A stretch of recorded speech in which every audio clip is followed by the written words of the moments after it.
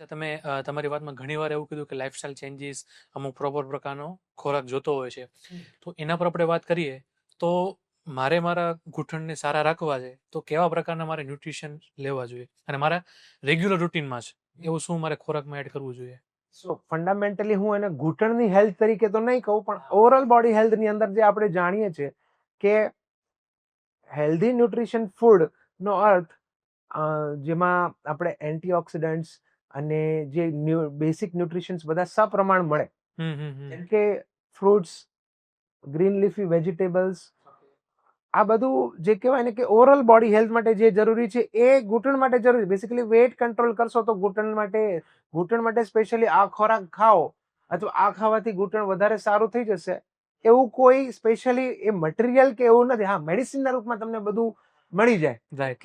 જેમ કે આમ થોડા ઘૂંટણની ગાદીની પ્રોટેક્શનની દવાઓ છે, ગ્લુકોઝામાઇન, કોન્ડ્રોઇટિન અને ડાયસેરિન અને ઘણા બધા કે રોઝહિપ, આ બધા મોલેક્યુલ્સ છે વિચ આર એબ્સ્ટ્રેક્ટ્સ, બરાબર છે, કઈ ને કોઈ જગ્યાએથી, અને એ નેચરલ સોર્સમાંથી બનાવીને એને દવાના રૂપમાં આપીએ છીએ.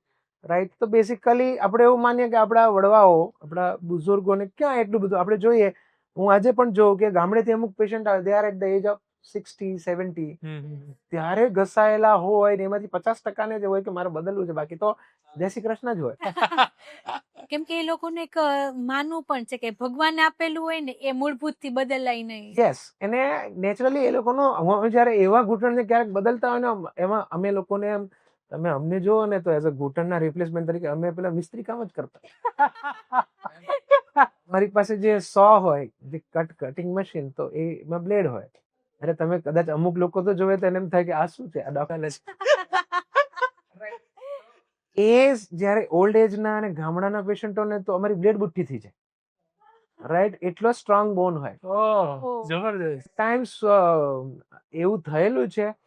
અને એટલા સ્ટ્રોંગ બોન હોય તો એક બીજું બી કન્ફ્યુઝન લોકોનું હોય કે કેલ્શિયમ ખાવાથી સાંધાની મજબૂતી. કેલ્શિયમ હાડકાની મજબૂતી માટે છે. ઘૂંટણના ઘસારાને કેલ્શિયમ સાથે ડાયરેક્ટલી કોઈ સંબંધ નથી. એટલે જનરલી કે ભાઈ મારો ઘૂંટણ ઘસાય છે ને તો હું કેલ્શિયમ ખાઉં. કેલ્શિયમ હાડકાની મજબૂતી, ફ્રેક્ચર સામે સપોર્ટ કરશે, વિટામિન ડી ની.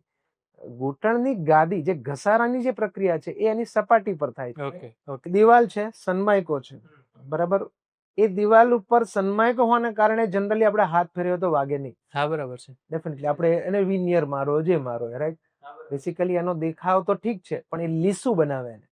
રાઈટ? તો ઘૂંટણમાં ભગવાનની રચના બી એવી છે, ડાયરેક્ટ હાડકું મૂકે તો સામું ઘસાઈ જાય. તો એના પર એક સપાટી આપી છે જેને કાર્ટિલેજ કહેવાય. એને આપણે સાદી ભાષામાં સમજવું હોય તો હાડકા પર, એટલે કે દિવાલ પર સનમાઇકો. ઓકે. તો કેલ્શિયમ છે એ દિવાલની મજબૂતી માટે છે. બરાબર છે. સનમાઇકાની મજબૂતી માટે કેલ્શિયમનો કોઈ રોલ નથી. અને જે વખત જતા મોટી ઉંમરે જે ઘસાય છે એ હાડકું નહીં, એ સનમાઇકું ઘસાય છે એમ કહી શકાય. એની ઉપરની જે લીસું પડ છે, કાર્ટિલેજ છે, એ ઘસાય છે. એની અંદર ધીરે ધીરે ખરાબી આવે છે. રાઈટ?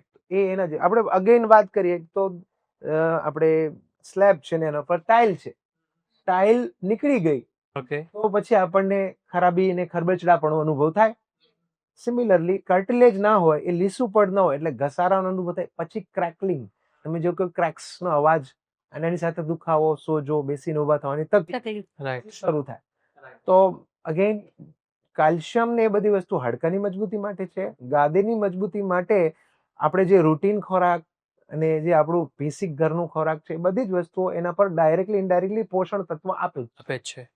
એટલે એના માટે કોઈ સ્પેશિયલ લેવાની જરૂર નથી. એના માટે યંગ એજમાં કે ભાઈ અચ્છા ચાલો હું આજથી ભેગું કરી લઉં, લેવા મળું તો એ નહીં.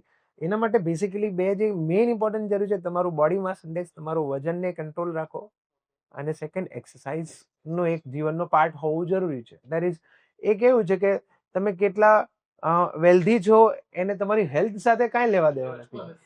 એઝ અ ડોક્ટર મારી પાસે કોઈ ડિસ્કાઉન્ટ નથી. બરાબર છે, મારા ઘૂંટણ નહીં ઘસાય. અને લોકો આવી રીતે પ્રશ્ન પૂછતા કે તમે તો ડોક્ટર છો ને, તમને તો શું પ્રોબ્લેમ હોય? જો તમને આટલો શોર્ટ વિડિયો પણ આટલી સરસ વેલ્યુ ક્રિએટ કરી હોય તો આ શોર્ટ વિડિયોનો ફૂલ વિડિયો તમને ઝીલઝુલી જમાવટ ચેનલની અંદરથી મળી જવાનો છે, જે અહીંયા ઉપર આઈ બટન પર ક્લિક કરવાથી તમને જોવા મળશે. સો મળીએ એક નવા પોડકાસ્ટ, નવા ગેસ્ટ, નવી ક્લિપ સાથે. ત્યાં સુધી મહાદેવ મહાદેવ.